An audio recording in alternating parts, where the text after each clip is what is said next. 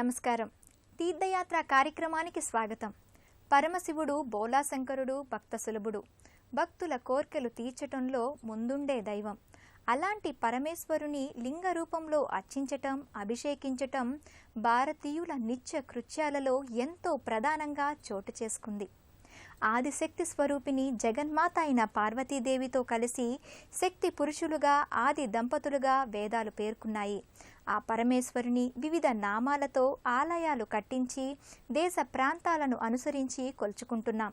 అలాంటి సర్వేశ్వరుని సిద్ధవటేశ్వరునిగా సిద్ధవట క్షేత్రంలో కొలుచుకుంటారు. ఆ స్వామి కొలువున్న క్షేత్ర విశేషాలను ఈనాటి తీర్థయాత్రలో తిలకిద్దాం.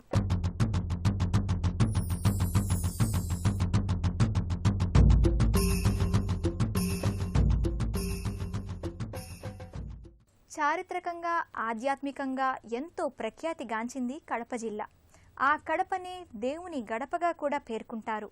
అన్నమయ్య, వేమన యోగి లాంటి మహానుభావులు జన్మించిన దివ్య చరితగల కడప జిల్లాలోని సిద్ధవటం ఎంతో ప్రఖ్యాతిని గాంచింది. సిద్ధవటాన్ని రాజధానిగా చేసుకుని మట్లి రాజులు పరిపాలించారని చరిత్ర.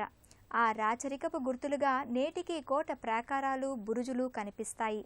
అలాంటి దివ్యక్షేత్రంలో నెలకొని ఉన్న సిద్ధవటేశ్వర స్వామి వారి ఆలయ విశేషాలు కనులారా తిలకిద్దాం.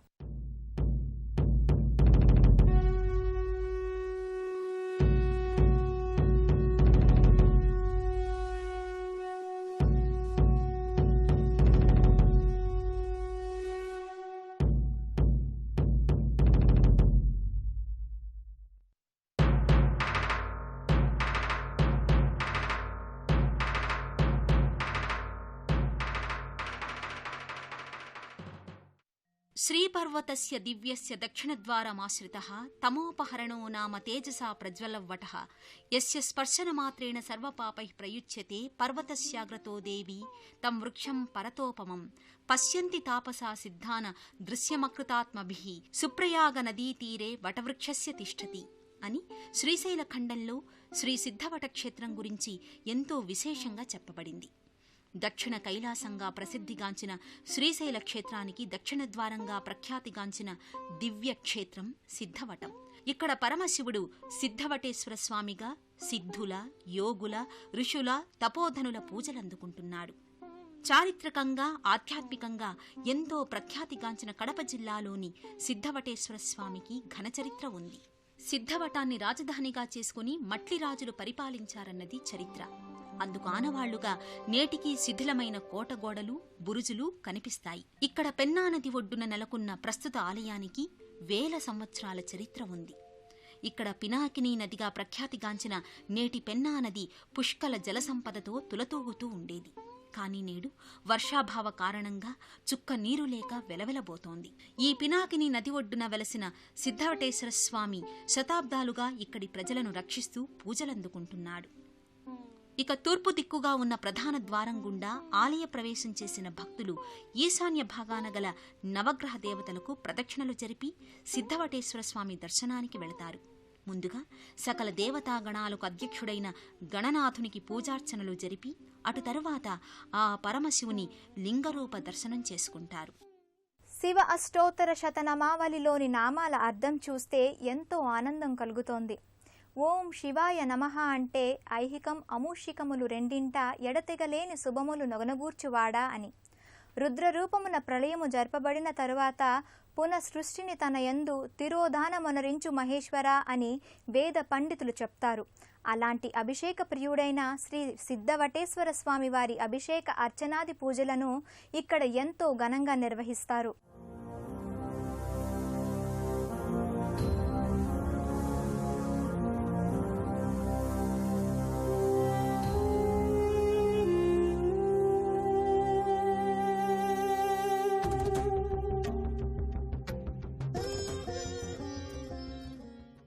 రెండున్నర అడుగుల ఎత్తులో దర్శనమిచ్చే శివలింగ రూపునికి జరిగే అభిషేకార్చనలు అద్భుతం. నందీశ్వరుని సాక్షిగా జరిగే అభిషేకాలు భక్తులే స్వయంగా జరిపించడం విశేషం. జలాభిషేకాలు ఒకవైపు, నిరంతరం ధారగా శివుని శిరోభాగాన ప్రవహించే గంగాధార ధారాపాత్ర నుండి ప్రవహించడం ఆనందాన్ని, ఆ పరమశివునికి తాపాన్ని తగ్గిస్తాయి. అటు తరువాత భక్తులచే జరిగే పంచామృత అభిషేకాలు ఆనందదాయకం. ఈ పంచామృత అభిషేకానికి ఉపయోగించే 5 రకాల అమృత పదార్థాలు వివిధ రకాల ఐశ్వర్యాలను కలిగిస్తాయని పురాణాలు చెబుతున్నాయి. యశస్సు, ఐశ్వర్యం, ఆరోగ్యం, శాంతి ఇలా మనిషి కోరుకునే అభీష్టాలను ఈ పంచామృత అభిషేకాలు తీరుస్తాయని చెబుతారు. ఈ పంచామృతాభిషేకాల అనంతరం సకల ఐశ్వర్యప్రదాయినైన విభూదిచే అలంకరణ, పుష్ప అలంకారాలు మనకు సౌఖ్యాన్ని కలిగిస్తాయి. ఆ అనుభూతిని ఆస్వాదించవలసినదే. సర్వాలంకార భూషితుడైన ఆ పరమశివుణ్ణి దర్శిస్తూ ఒకవైపు భక్తులు, మరోవైపు ఆనంద హృదయంతో అదే పనిగా చూసే బసవన్నాంధ్య స్వామికి జరిగే మంగళహారతి సకల లోకాలకు కళ్యాణకారకమవుతుంది. అటు తరువాత అమ్మవారికి కుంకుమార్చన, మంగళహారతులు భక్తులకు సకల శుభాలను కలిగించి కోరిన మంచి కోర్కెలను నెరవేరుస్తున్నారు అమ్మవారు.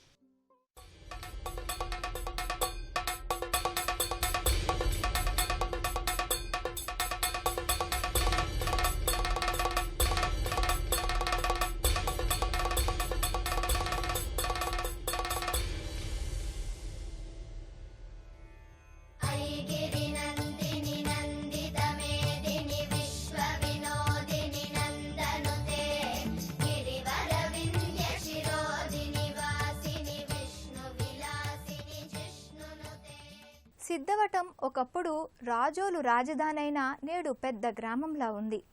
ఈ గ్రామంలో ఎందరో మహనీయులైన సిద్ధులు మహావట వృక్షాల క్రింద సంవత్సరాల తరబడి తపస్సు చేశారు. కనుక ఈ ప్రాంతం సిద్ధవటంగా చరిత్రకెక్కిందని చరిత్రకారులు చెప్తారు. ఈ గ్రామంలో నిత్యం పూజలందుకుంటున్న స్వామి మూలం జ్యోతి సిద్ధవటం అని చెప్తారు. ఆ విశేషాలను తిలకిద్దాం. విశాల ప్రాంగణంలో పినాకిని నదీతీర ప్రాంతాన గల ఈ సిద్ధవటేశ్వర స్వామి ఆలయం ఎన్నో దేవతా వృక్షాల సముదాయం.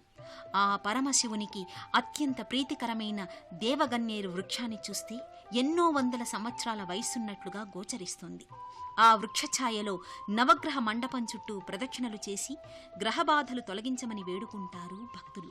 మరోవైపు మారేడు, ఉసిరి, తులసి, జమ్మి, మామిడి వృక్షాలతో వనశోభను సంతరించుకుంటుంది ఈ ఆలయం.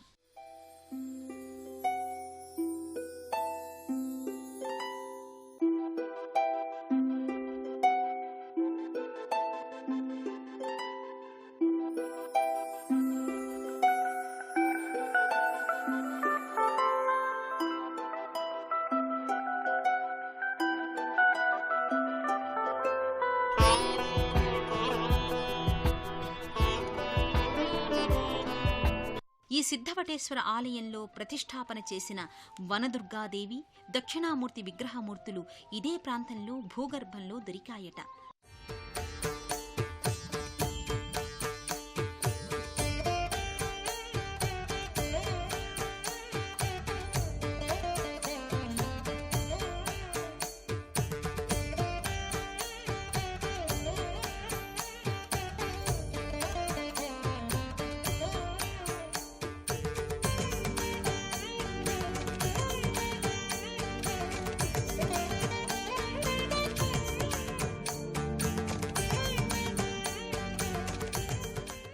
ఇక్కడ 11వ శతాబ్ద కాలానికి చెందిన శిలాశాసనాల ఆధారంగా ఈ ఆలయానికి ఎంతో ప్రాశస్త్యం తెలుస్తోంది.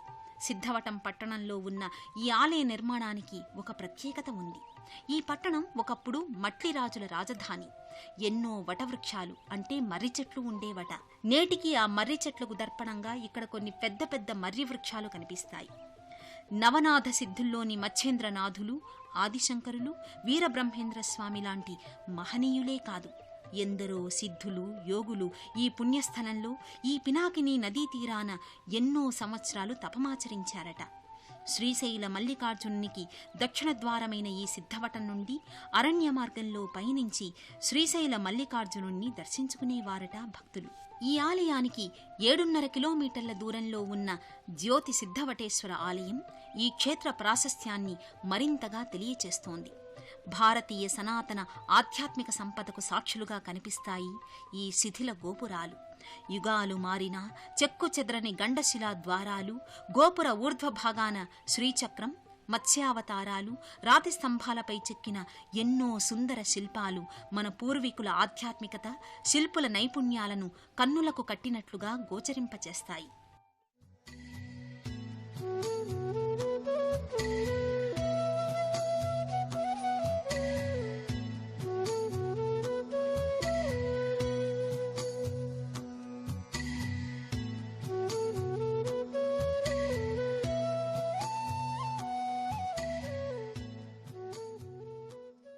దక్షిణ కైలాసంగా పేర్కొనే శ్రీశైల క్షేత్రాన్ని చేరుకోవటానికి నలుదిక్కుల నుండి 4 ద్వారాలుండేవని చారిత్రక ఆధారాలు నేటికి అందుబాటులో ఉన్నాయి.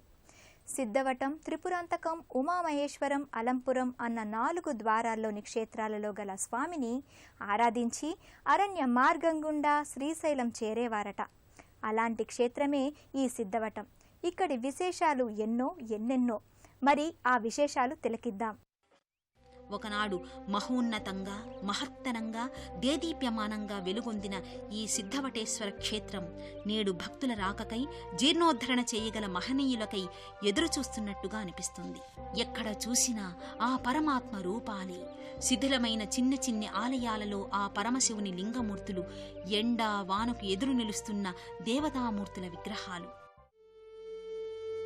కనిపించే గోపురాలు మాత్రమే రూపాన్ని కోల్పోయాయి. కానీ ఆలయంలోకి ప్రవేశిస్తే భక్తుల ఆనందానికి అవధులుండవు.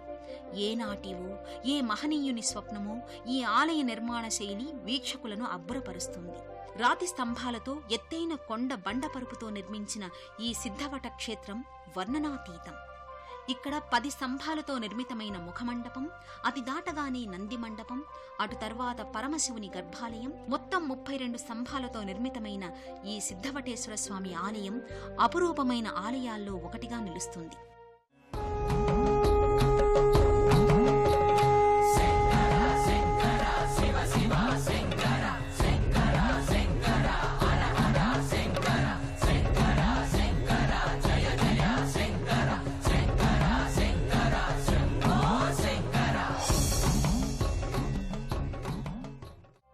దాదాపు 2.5 అడుగుల ఎత్తులో గోచరించే లింగరూపం దేదీప్యమానంగా వెలుగొందుతోంది. సిద్ధవటేశ్వరునికి జరగాల్సిన నిత్య పూజలు, కైంకర్యాలకై శ్రీశైల దేవస్థానం వారు వంతుల వారీగా అర్చకులను ఇక్కడ నియోగించి అర్చన, అభిషేకాదులు నిర్వర్తిస్తున్నారు. నేటికి ఎందరో యోగులు అదృశ్య రూపంలో వచ్చి స్వామిని ఇక్కడ అర్చిస్తారని ఇక్కడి భక్తుల ప్రగాఢ విశ్వాసం. గర్భాలయానికి చుట్టూ భక్తులు ప్రదక్షిణలు చేసే వీలుగా ఏర్పాట్లు, విశ్రాంతికి, విశేష పూజలు జరుపుకోవడానికి వీలుగా చుట్టూ మండపాన్ని నిర్మించారు. చక్కటి గాలి, వెలుతురు వచ్చే ఏర్పాటు కూడా చేశారు. భక్తులు ఈ స్వామిని అర్చించి దివ్యమంగళ హారతులు అర్పిస్తారు. స్వామివారి త్రిశూలం దేదీప్యమాన కాంతులీనుతూ దర్శనమిస్తుంది. ఇక్కడ దేదీప్యమానంగా జ్యోతి శివలింగం ముందు ఎంతో ఆకట్టుకుంటుంది. అటు ప్రక్కనే అమ్మవారి ఆలయం మరో విశేషం. శక్తి స్వరూపిణి అయిన అమ్మవారికి కుంకుమార్చనలు చేస్తారు. విఘ్నేశ్వరుని శిలామూర్తి ద్వారమందుండగా ఆ పరమశివుని మరో లింగరూపం దర్శనమిస్తుంది.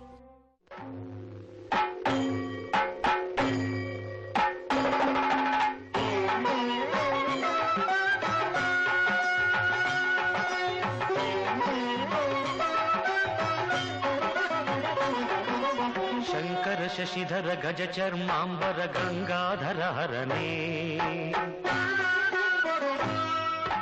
సుందర స్మరహర గౌరి మనోహర జయ పరమేశ్వరనే.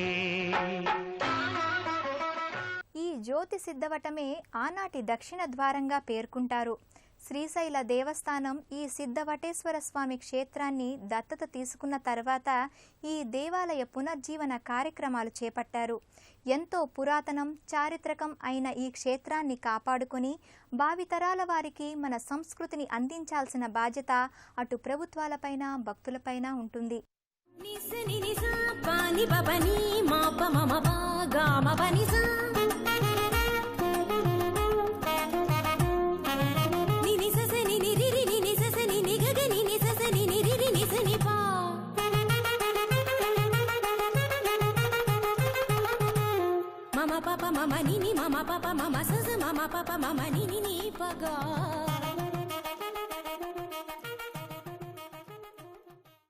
ఇక్కడ పెన్నా నది ఒడ్డున నెలకొన్న ఈ సిద్ధవటేశ్వర స్వామి ఆలయంలోకి ఇసుక తుపానుల కారణంగా గాలికి ఇసుక కొట్టుకు వచ్చేదట. నేటికి ఆ ఆనవాళ్లను, ఇసుక దిబ్బలను, ఆలయ ప్రాకార గోడను ముంచివేసిన వైనం చూడవచ్చు.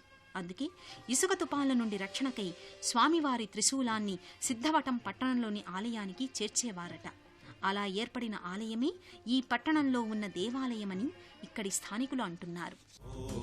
శంభో శివ శంభో స్వయంభో, శంభో శివ శంభో స్వయంభో.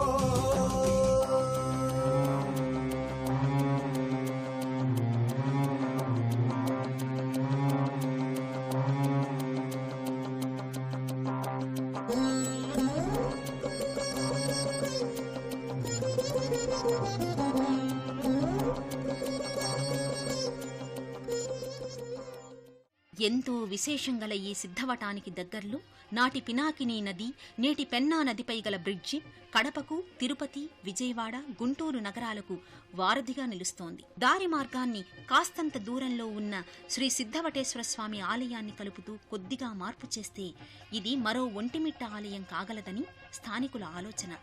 ఇంతటి మహిమాన్విత పురాతనమైన శివాలయాన్ని దర్శించిన భాగ్యం మనకు తిరుమల తిరుపతిలో వేంచేసిన శ్రీ వెంకటేశ్వర స్వామివారి దర్శనానికి వెళితే కలుగుతుందని భక్తులు, ఇక్కడి ప్రజలు ఆకాంక్షిస్తున్నారు. శ్రీశైల దేవస్థానం వారు కొంత ప్రోత్సాహాన్ని కనబరుస్తున్నారు. ఇంతటి మహోత్కృష్ట కార్యాన్ని ప్రభుత్వాలు, ఆస్తికులు చేపడితే నాటి చరిత్ర ముందు తరాలకు అందటమే కాకుండా ఒక గొప్ప క్షేత్రం పునరుద్ధరింపబడుతుందని ఇక్కడి స్థానికులు ఆకాంక్షిస్తున్నారు. ఆ పరమేశ్వరుని ఆశీస్సులు మనందరిపై ప్రసరించి ఈ దివ్యక్షేత్రం తిరిగి వైభవంలోకి రావాలని ఆశిద్దాం. నదీ తీరాలు, అరణ్య ప్రాంతాలు, పర్వత శ్రేణులు ఇలా త్రివిధ క్షేత్రాలలో ఆ త్రినేత్రుడు కొలువవుతాడు. పర్వత అరణ్య క్షేత్ర సిద్ధవటంలో కొలువైన సిద్ధవటేశ్వరుడు భక్తులకు ఏ చీకు చింత లేకుండా కాచి కాపాడుతాడని భావిద్దాం. ఆ సిద్ధవట శివుని కరుణ నెత్తిన గంగవలే మన దరికి ప్రవహిస్తుందని ఆశిద్దాం. మరో తీర్థయాత్ర కార్యక్రమంలో మళ్ళీ కలుద్దాం. అంతవరకు సెలవు. నమస్కారం.